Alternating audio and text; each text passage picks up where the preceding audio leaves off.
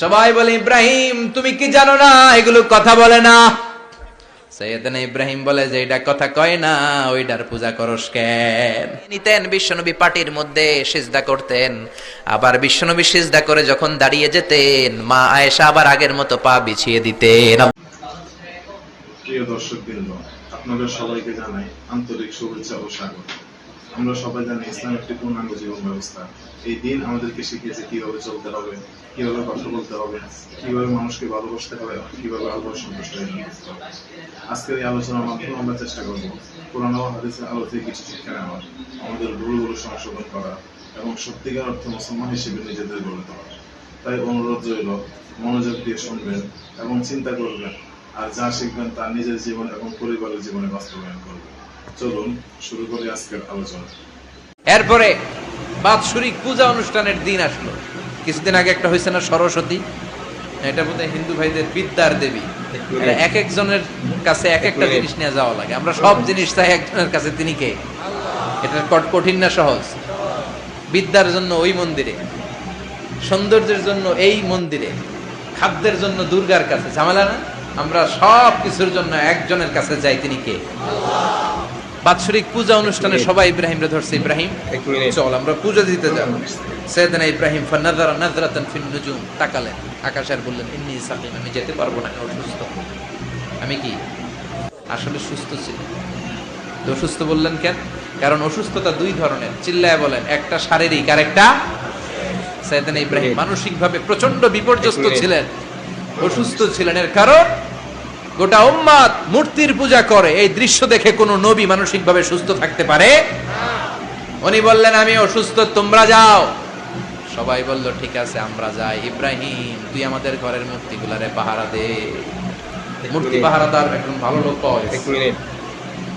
মূর্তি পাহারা দেওয়ার জন্য ভালো একজন পাহারাদার পাওয়া গেছে। নাম? কথা কন, কথা বুঝতে কষ্ট হচ্ছে মনে হয়। মূর্তি পাহারা দেওয়ার জন্য কারে পাওয়া গেছে?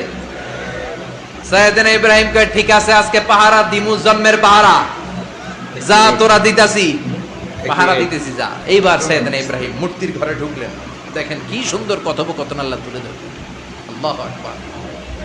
মূর্তির ঘরে, দেবীর ঘরে ঢুকে উনি ঘুরে ঘুরে তাকায়, দেখে একটা এমনি হাত আর একটা ব্যাগ, 14-15টা হাত নিয়ে তাকায়। উনি সবগুলার সামনে এভাবে তাকায়, দেখে এক একটা চেহারা, একটা হাতির গণেশ স্টাইলের, আরেকটা এরকম, আরেকটা নারীর, আরেকটা বাঘের, আরেকটা তলোয়ার নিয়ে আইতাছি কোপায় ফেলাম, আছে না নাই?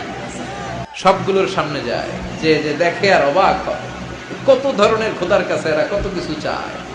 আর যে দেখে প্রত্যেকটার সামনে ডেজার্টস আইটেম, মিষ্টান্ন, এক একটার সামনে রসমালাই, এক একটার সামনে কালো জাম, লাল জাম, রসগোল্লা, চামচাম, দুধ মালাই, মালাই চপ, আছে না নাই? জিব্বায় পানি চলে আসছে নাকি?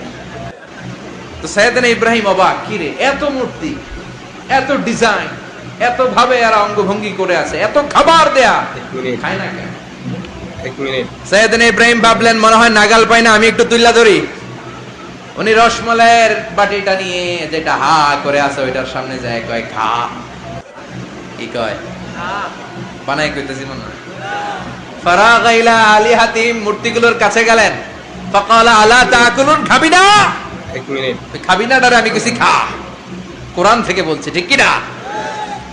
উনি ভাবলেন ওরা হয়তো খেতে পারে না, নাগাল পাচ্ছে না, কিংবা আমারে দেখে লজ্জা পাচ্ছে। নিচ থেকে রসমালাইয়ের বাটি তুলে ধরলেন, উনি বললেন খা, আর ওগুলা কয় হা হা, নরেও না চড়েও। উনি মুখের সামনে তুলে ধরে বললেন আলা তাকুলুন, খা। সবগুলার সামনে গেলেন, খা খা, কেউ খায় না, ওগুলো হা করে আছে। সাইয়েদনা ইব্রাহিম বললেন খা, কেউ কথা কয় না। উনি বললেন খাবি না কেন? তাইলে কথা ক। এই যে কষ্ট করে উড়াইলি, মুখের সামনে দিলাম, খাবি না কেন? কথা বল। আল্লাহ তাকুলুন, খাবি না কেন? কথা বল। মা লাকুম লা তাতাকাল্লামুন, খাবি না কেন? মা লাকুম লা তানতিকুন, হয় খা নয় কথা ক। বলতেই লাগলেন খা খা, প্রত্যেকটা মূর্তির সামনে গেলেন, খা, ওগুলা করে আছে হা, কোনো কথা কয় না। কয় কেন খাবি না? তাহলে কথা ক। খায়ও না, কথাও কয় না। আপনার ছেলে বায়না ধরছে, আব্বা চানাচুর খাবো। কি খাবো? চানাচুর কিনে দিলেন, এই না চানাচুর। এখন চানাচুর খায় না। কিরে বাপ খাবি না কেন? কথাও কয় না, খায়ও না, কথাও কয় না। এখন বাকি আছে কোনটা? কথা কর। ফারাগা আলাইহিম দারবাম বিল ইয়ামিন, ডান হাতে কোপানো শুরু করলেন। ইচ্ছা মতো ঘুষি কিল মারতে মারতে মূর্তিগুলার সাইজ। ফারাগা আলাইহিম দারবাম বিল ইয়ামিন, এক একটা নবীর হাতে জান্নাতি শক্তি দিয়েছে কে? খা নাইলে কথা ক, খায় না, কথাও কয় না, বাকি আছে মাইর মারতে শুরু করলেন। মারতে মারতে সব শেষ। তারপরে খুঁজে পেলেন একটা কুড়াল। কি পেলেন? কুড়াল দিয়ে মারতে আরো সুবিধা। খালি এটারে এভাবে মারে, ওইভাবে মারে। মারতে মারতে যতগুলো মূর্তি ছিল সবগুলো মেরে বড় মূর্তিটার গায়ে মারতে যাবে, ইন দা মিনিট স্টপ, না এটারে মারো। ফাজআলাহুম জুদাদান, সবগুলোরে টুকরা টুকরা। ইল্লা কাবীর আল্লাহুম, বড়টা ছাড়া ওইটারে রেখে দিলেন। আর বুদ্ধি করে কুড়ালটারে বড়টার কাঁধে ঝুলাইয়া দিলে, বড় মূর্তিটার কাঁধের মধ্যে ঝুলাইয়া দিলেন। ঘটনাটা সুন্দর হয়েছে না? এখন কেমন যেন মনে হয় এটা কুপাইয়া দাঁড়া রয়েছে বাবার বেটার মতো।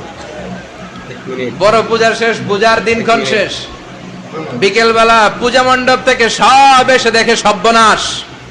পাহারাদার ইব্রাহিম কই, আনতা ফাআলতা হাযা বিআলিহাতিনা ইয়া ইব্রাহিম। ইব্রাহিম, সর্বনাশ কে কইছে? তুই কইছস নি? আইন বড়টাই কইছে। ওইটারে জিজ্ঞেস কর।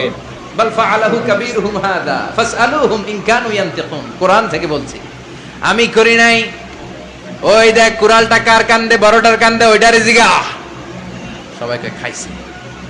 সবাই বলে, ইব্রাহিম তুমি কি জানো না এগুলো কথা বলে না? সাইয়েদনা ইব্রাহিম বলে যে এটা কথা কয় না, ওইটার পূজা করস কেন? যেটা কথা বলে না, যেটা নিজেরাই নিজেদেরকে মায়ের থেকে বাঁচাতে পারে না, নিজেরাই নিজেদেরকে রক্ষা করতে পারে না, তোরে কিভাবে রক্ষা করবে? এগুলোর পূজা কেন করিস? ফাবুহিতাল্লাযী কাফার। কারো কোনো জবাব নাই, লা জবাব। সবাইকে, ইব্রাহিম তুই বড্ড বেড়ে গিয়েছিস, তোরে নমরুদের কাছে নেওয়া হবে। রশি দিয়ে পেঁচিয়ে নমরুদের কাছে নেওয়া হলো। নমরুদের নাম শুনছেন? শোনেন নাই বোধহয়। শোনেন নাই? পৃথিবীতে 4 জন বাদশা ছিল, যারা গোটা বিশ্বের বাদশা।